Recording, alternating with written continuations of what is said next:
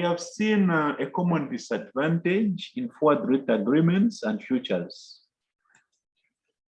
We have seen a common problem in the forward rate agreements, the FRA, and also the futures. These have got one common disadvantage. What is that disadvantage? What's the disadvantage? We have noticed that we are not able to do what? We're not able to benefit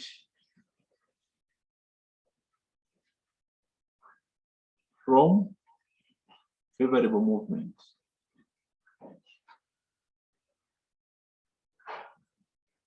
We're not able to benefit from favorable movement. We're not able to benefit from favorable movements in the interest rates.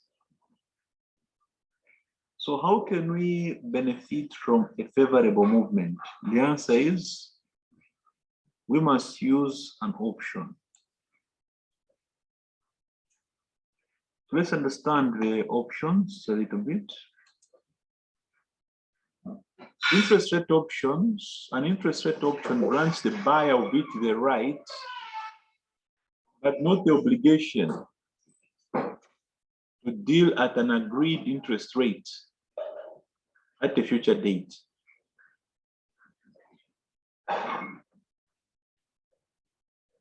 So the interest rate option is going to give you the right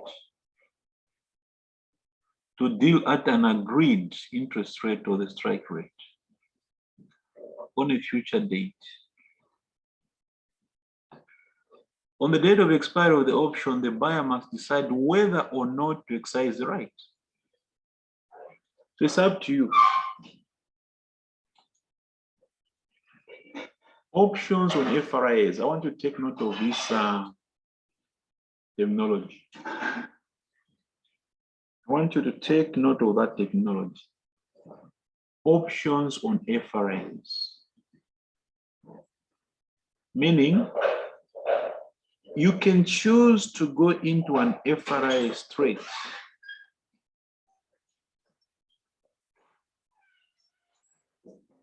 We can choose to go into an FRA straight. That's the option that you have.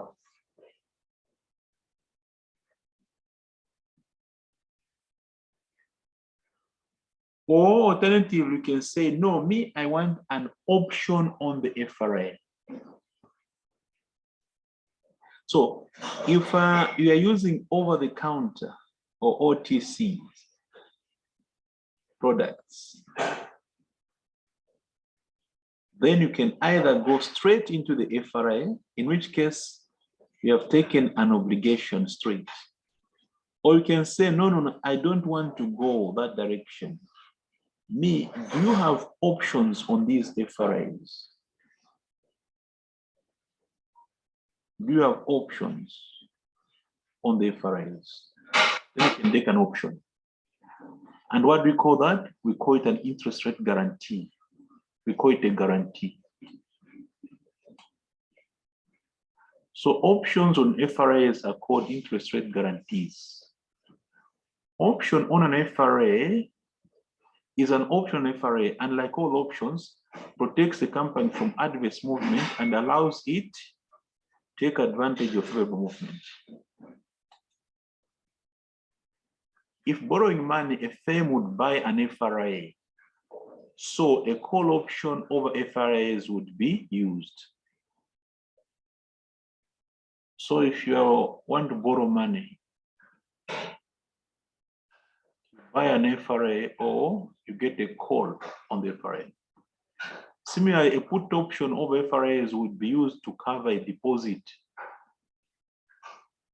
IRGs are usually written by banks and other financial houses, the same organizations that may offer FRAs.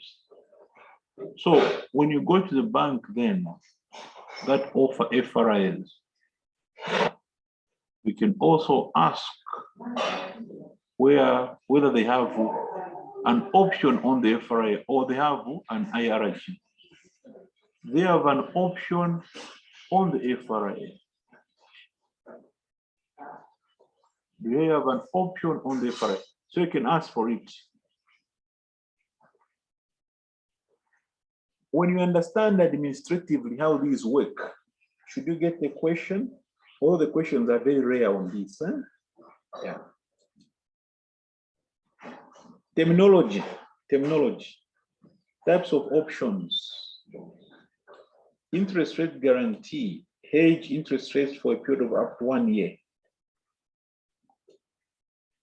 I want you to understand the language of caps, floors, and collars. What is a cap? The cap is an option which sets a ceiling on the interest rate. So, as a borrower, you buy a cap, meaning that should interest rates go above 6%, you're going to exercise your right. But should interest rate be below 4%, you don't use that option. You simply abandon this option. You simply abandon this option. Okay. Sorry, let me do, I put the wrong tick. I put the wrong tick. Okay, let me put the ticks properly. So you have an option for 6%. All right. Now the interest rates are going down, down, down. Do you use this option? Do not use this option. Just borrow at 4%.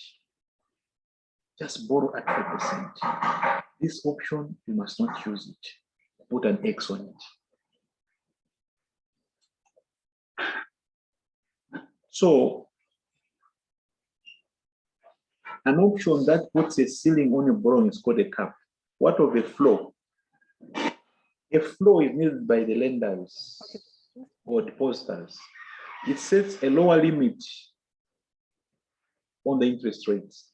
So as a borrower, what do? You buy a floor. If interest rates go to 3%, what do? You're going to use your option and you are going to get your 4%. But if interest rates shoot up, go to 5%, what are you going to do? You don't use this option, just abandon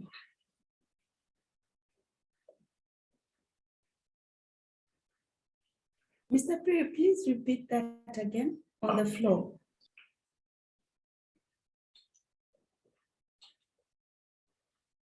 You are a lender, you are an investor.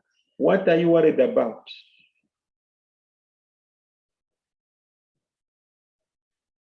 Interest rates can do what?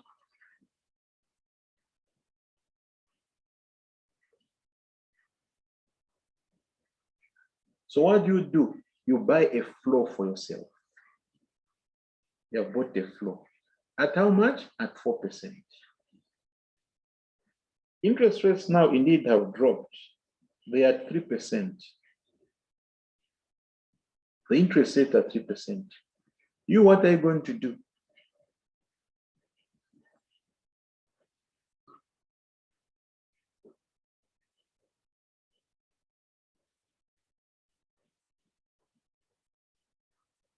You're going to exercise your option.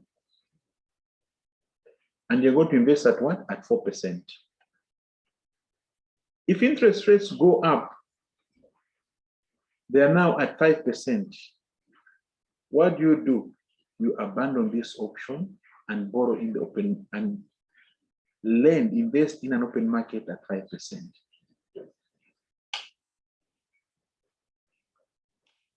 Have you followed the story? Yes, sir. What type of options are these that we're discussing here? What type are we discussing here?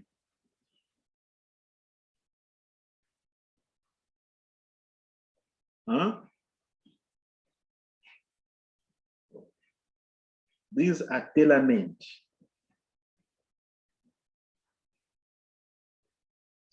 These are tailor-made.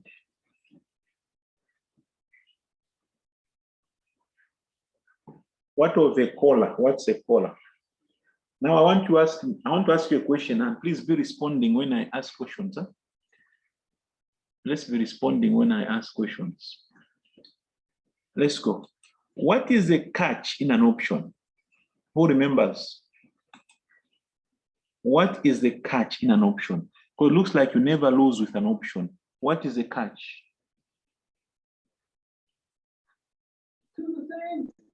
Premium.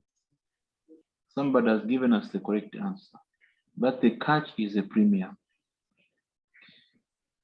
This right, the right to invest at 4%, you need to pay for it. And when do you pay for it?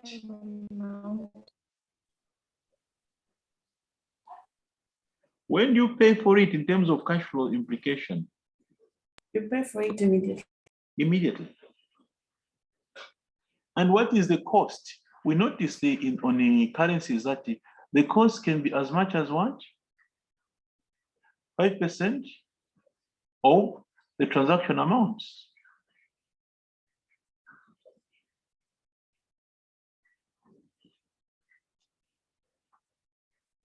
$5% of the transaction amount. Now that is a lot. Can you imagine if you are hedging 100 million, 5 million, just go to the auction. Imagine all of that. So the question is, we want you to understand the caller. Now there's somebody who was laughing about the caller when I gave it in the question. So what is a caller? A caller is an arrangement you enter into to reduce the cost of the option.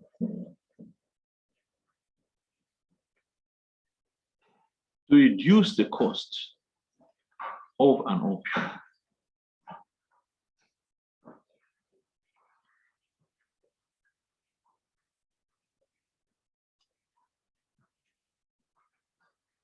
Where the holder buys the cap as well as sells the flow. Where you do things, you buy a cap and you sell a flow. Now, some of you say, oh, we're not clear about that.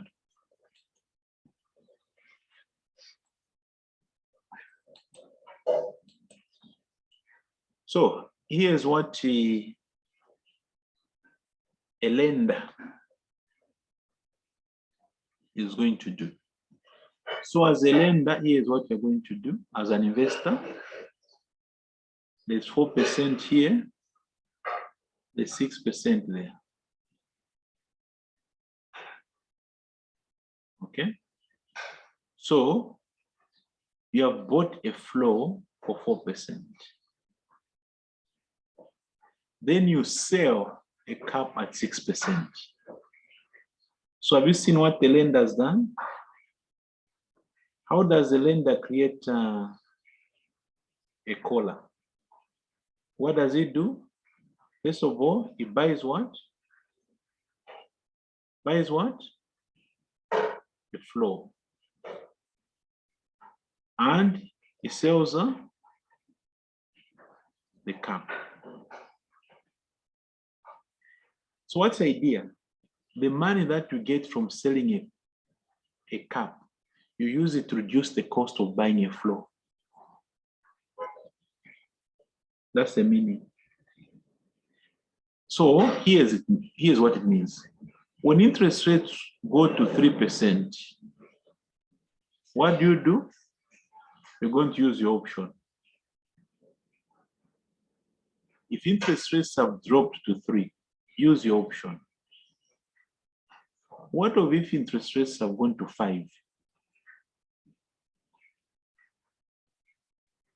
Don't use your option. Just invest at 5%. What if interest rates go to 7%? You will not benefit. You will not benefit. Why? You have sold all the benefits above this side. You have sold them.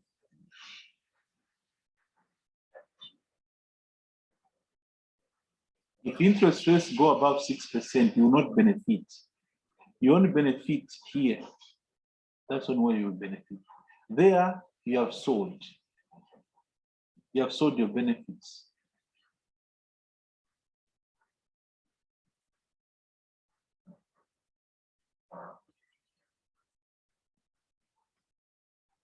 What of a borrower?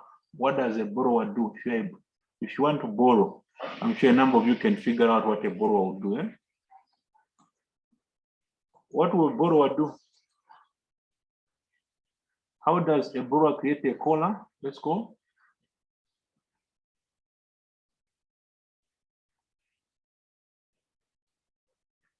On the part of the borrower.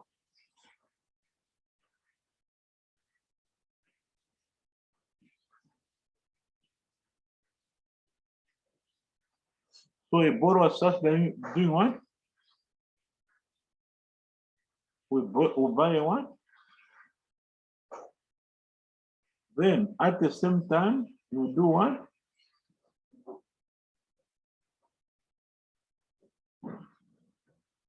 So he's going to buy a cup at 6% and you sell a floor at 4%. So when interest rates go above 6%, what will the borrower do? He'll use his option. When interest rates go to 5%, what will he do? He will abandon that and he borrow at 5%. If interest rates go to 3%,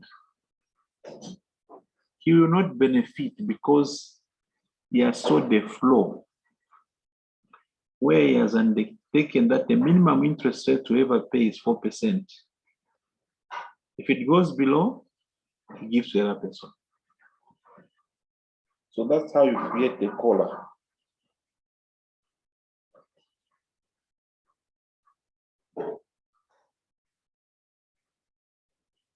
Okay.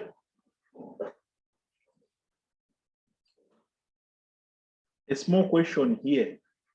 This is an example just to illustrate the concept. Harry wishes to borrow 8 million when in 2 months. For how long? For 3 months. An IRG or interest rate guarantee is available at 5%. They say you can come and borrow at 5%. You have a right to borrow at 5%. This is the right.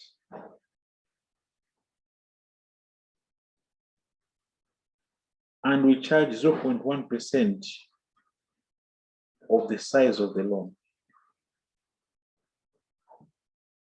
So now they want you to demonstrate what will happen. Calculate the interest payable if in 2 months' time the market rate is 7% or it's 4%. Remember what are you using? We are using an option, which gives you the right and not an obligation. The right to borrow or to transact at what rate? There's the right for you to borrow at 5%. When interest rates at 7%, are you going to use your right? Tell me something. When interest rates have shot up to 7%, are you going to exercise your right? Huh?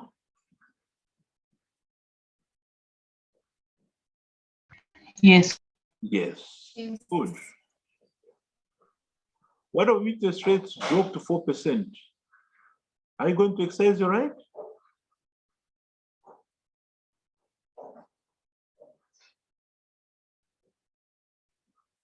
Okay. So let's go. There are two situations. Interest rate 4.7. The rate there is 5 and 5, and the premium is 0.1. So then, scenario A, you're going to borrow straight at 4%.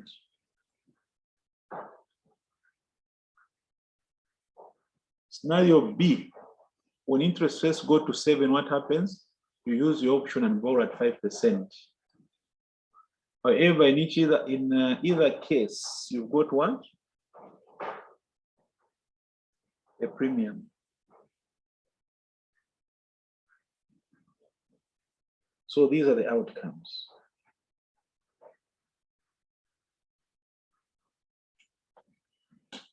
Questions? Questions. Mr. Perry, I think you've lost me. Would there be a case where? Okay, you can start. Okay. Okay. On the part of the interest rates, Yeah. on our example, Yes. we're saying that we've got an option for 5%. Yes. And we're borrowing. But why Yeah. do we want to borrow at 7%? Okay. So now, this is your option. You go in the market, scenario 1. Scenario 1. What's the interest rate in scenario 1? Huh? What's the interest rate, the prevailing rate?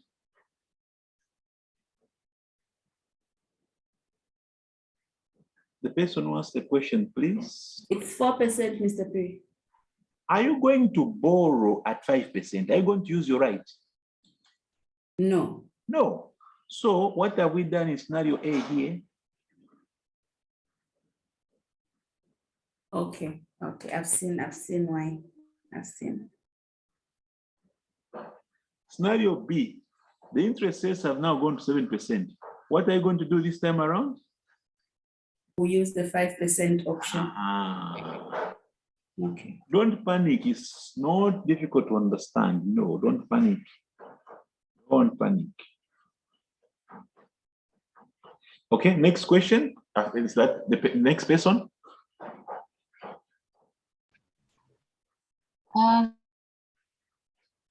So my question was on the premium. So if, like, you consider not doing it at all because the benefit you would have received is outweighed by the premium, or that doesn't come in the exam. I've missed that. We were breaking at the beginning. Okay, saying, could there be a case where the premium would erode the benefit that you would have gained? Like where you have to compare whether the percentage. Yes, it's possible. It's very much possible. You may find that actually the premium is what is causing this to be unattractive. See? Yeah. Okay. Does that come in our questions? Like, do we have to consider it in our calculation, or it's not applicable to the paper? When you come to commenting on which instrument to use, you may want to comment that the option is unattractive because of the premium that we are paying. So you may have to, in the commenting on options, normally do make a reference to the impact of the premium that you are paying. Okay, thank you. Now, imagine this wasn't an option, it was an FRA. In the FRA, whichever case you would have fixed at 5%, you would not have benefited from what? From the favorable movement. But you have benefited from favorable movement. Okay. From the examination point of view, the OTCs help us to understand just how an option works. In our exams, we normally get a traded option. Traded options. Okay. And that is what we are moving to now. We want to look at the traded options so that we can attend to our 2 questions. So that we can. Mr. Pierre, before you move. Yes, please.